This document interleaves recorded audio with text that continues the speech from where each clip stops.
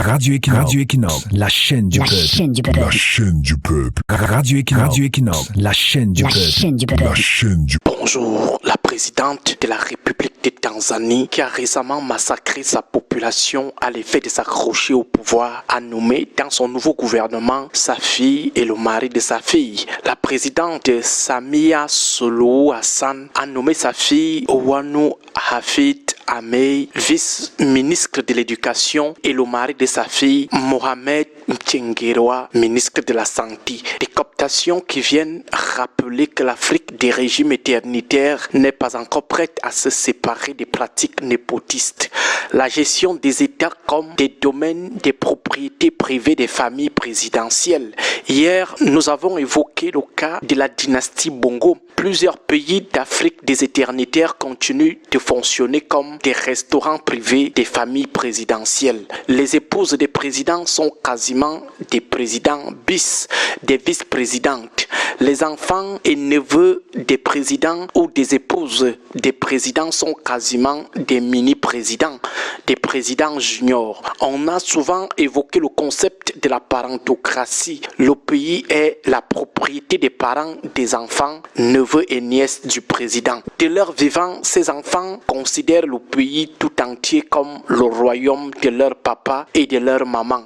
Il y a aussi les frères et sœurs des couples présidentiels, des oncles, des tantes, des cousins et des cousines qui font aussi la loi au reste de la population, car dans leur tête, le pays et toutes ses ressources, c'est l'affaire de leurs neveux ou nièces, l'affaire de leurs cousins ou cousines, l'affaire de leurs beaux-frères ou belles-sœurs au pouvoir, aux femmes de président. Parfois, l'accaparement familial du pouvoir s'étend jusqu'à l'ethnie ou jusqu'à la tribu. Une tribalisation ou une ethnicisation du pouvoir.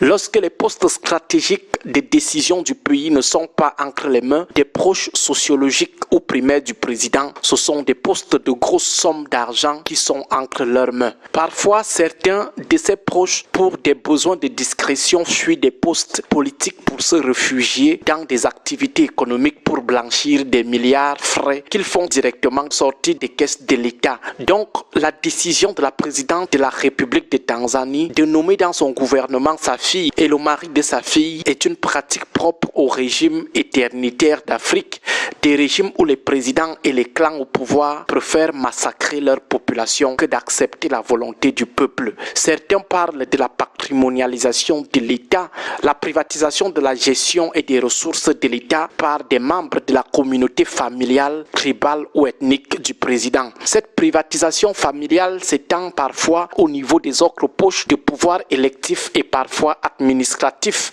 Par exemple, au niveau des mairies et des parlements, le maire gère la commune avec les membres de sa famille ou de son clan. Qu'est-ce qui peut expliquer ces privatisations claniques ou familiales des États et de leurs ressources dans les régimes éternitaires, les régimes impopulaires d'Afrique? Le premier argument, ce sont les redevances communautaristes du frère du village qui a été nommé ou élu. Le frère du village qui est désormais en haut, pour reprendre un célèbre artiste. Il faut partager les avantages aux frères et sœurs, aux enfants en priorité. L'antilope ne peut pas quand même manquer de cornes alors que c'est son frère Koulou la tortue qui les distribue. Le deuxième argument est la construction des cercles de protection du pouvoir présidentiel à partir de la cellule familiale ou ethnique. C'est-à-dire les empereurs au pouvoir en Afrique pensent que le premier et le meilleur cercle de protection de leur pouvoir, c'est d'abord celui qui est constitué des gens de leur sang. Ils se sentent plus en sécurité lorsqu'ils sont entourés des gens de leur sang, leurs femmes, leurs enfants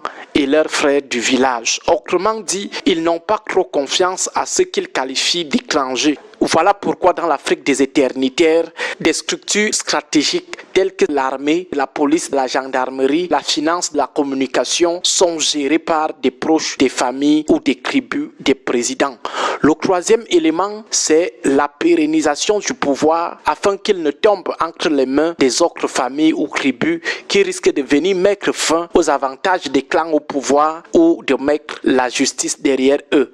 La meilleure façon de se mettre à l'abri de la justice, de la reddition des comptes, c'est de laisser nos enfants au pouvoir. Ils vont nous protéger. Voilà leur logique. Ces dictateurs passent donc par la reproduction, c'est-à-dire ils préparent leurs enfants, les membres de leur clan, à les remplacer, à rester avec le pouvoir. Bonne journée à tous. Que Dieu et les ancêtres protègent notre pays. Radio Equinox, la chaîne du peuple.